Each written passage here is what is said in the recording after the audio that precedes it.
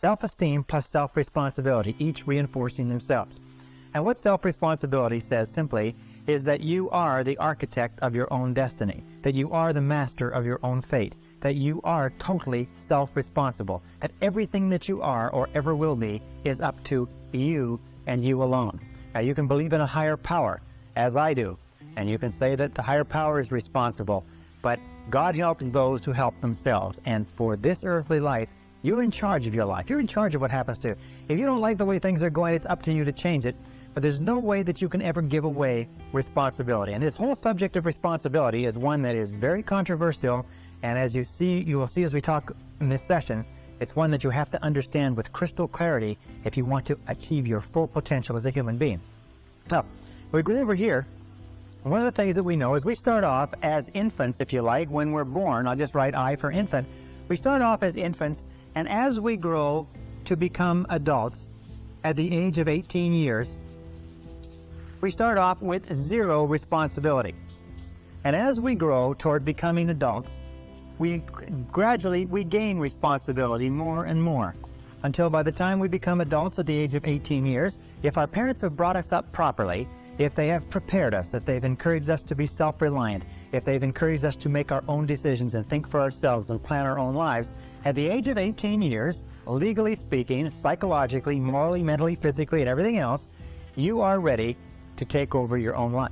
Now, if your parents have not prepared you as an adult for total responsibility, it doesn't matter. At the age of 18, and from 18 onward, you are 100% responsible. For the rest of your life, you can never absolve yourself of responsibility. For the rest of your life, everything that happens to you is up to you, totally and without forgiveness. The slogan of the truly responsible person is, if it's to be, it's up to me. Which means, as Henry Ford said, never complain, never explain. Never complain, never explain. What that means is if you don't like the way things are, then it's up to you to change them. And if you're not willing to take steps to change them, then don't complain about them. Just simply accept them. Live it up. Have a party. When you reach something you've worked for a while. See, we all grow from two experiences. One is called the pain of losing. The other one is called the joy of winning. We need both of them. Amplify them as much as you can. Which also means make losing painful. If you set up something, fooled around, didn't get it, put it on yourself. On the other side, if you did get it, congratulate yourself. Self-congratulations is a sign of maturity. Seeking congratulations is a sign of immaturity. But hey, winning and losing, see, that's what it's all about. That's the name of the game. Now, some people lead such mediocre lives. At the end of the day, they don't know whether they're winning or losing. They got no clue. Guy's just going through the day with his fingers crossed. There's a better way. Okay, here's the third category of goals, personal development. Put those goals together, personal development goals. That's your goals to be stronger, more decisive, be a speaker, be a leader, learn a language, all kinds of skills. Okay, the whole weekend seminar was designed to improve all your skills so that you walk away more skillful. And that's what you want, the personal development skills. That's what attracts, that's what brings good things to your life, the person you become, more skillful. Now, this is quite a package to work on. Economics, things, personal development. For tomorrow, this week, this month, this year, long range. Okay? That'll get you started. Now, here's the simple formula for setting goals. It goes like this. A, work on your goals. That's step one. Work on them. And I put the word work there deliberately. Setting goals is plain hard work. I don't want to kid you. We haven't come here tonight to kid each other. It's work. I know it's work. That's why a lot of people just let it slide. It's work. Many people work hard on their job, but they don't work hard on their future. They just let that slide.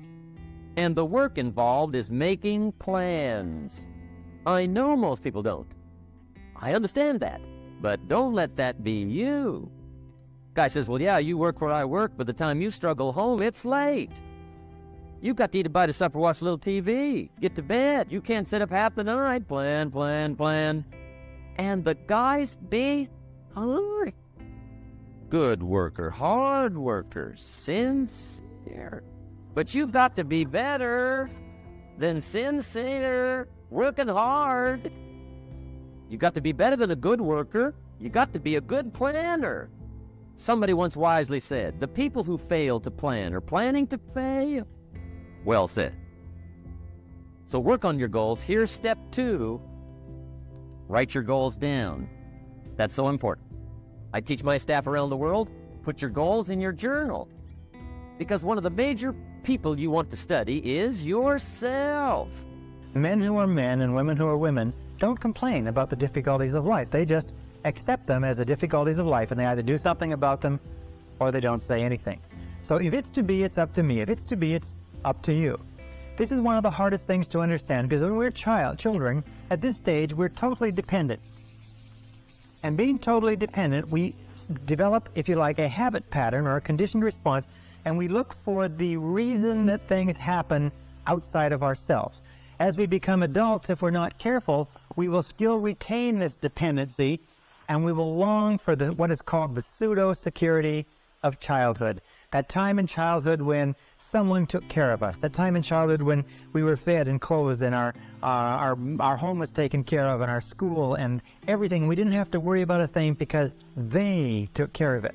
As we grow up, we go off to school, and the people at school, they take care of things. And if we're not careful, we get into the work world, and then again it's they. It's always someone else outside of ourselves who is ultimately responsible for ourselves. One of the things which I'll talk about later is the whole idea of self-development. Most people, because they've been taken all their education in the public school system, think that it's up to them when they're adults to continue their education. If nobody comes along to continue it, they just simply don't do it. Now there's another point, and that's the difference between maturity and immaturity. And here's a very simple example. Imagine that this is the course of life, again from infancy to adulthood.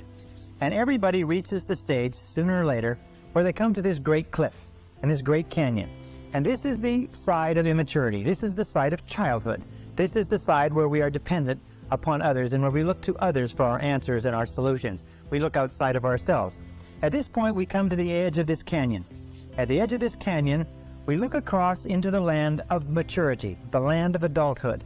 And each one of us has to make a decision to jump in one great leap from being a child to being an adult. Now, sometimes this is forced on us. Sometimes it happens in an evolutionary way. But sooner or later, we have to make the decision to accept the fact that we're in charge of our own lives, we're the architects of our own destinies, and then get on with it. What do most people do? Unfortunately, what most people do is they turn back at this point. They slip into marriages where somebody will take care of them. They take jobs where they expect their bosses to take care of them, and so on. Or they just simply avoid responsibility by looking for the cause of everything that happens to them in other people and other circumstances. It's their bills, it's their health, it's the way their parents treated them, and so on. They're not really responsible. On the other hand, sometimes they decide to take a little responsibility, but not too much, which is the equivalent of trying to leap over a canyon in 2 jumps. And where the vast majority of people end up, unfortunately, is in the valley. And this is the valley of excuses. The great majority of people spend their whole life in the valley of excuses, making excuses rather than making progress.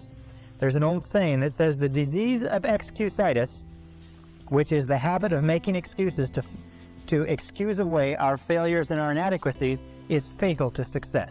The habit of making excuses is fatal to your success.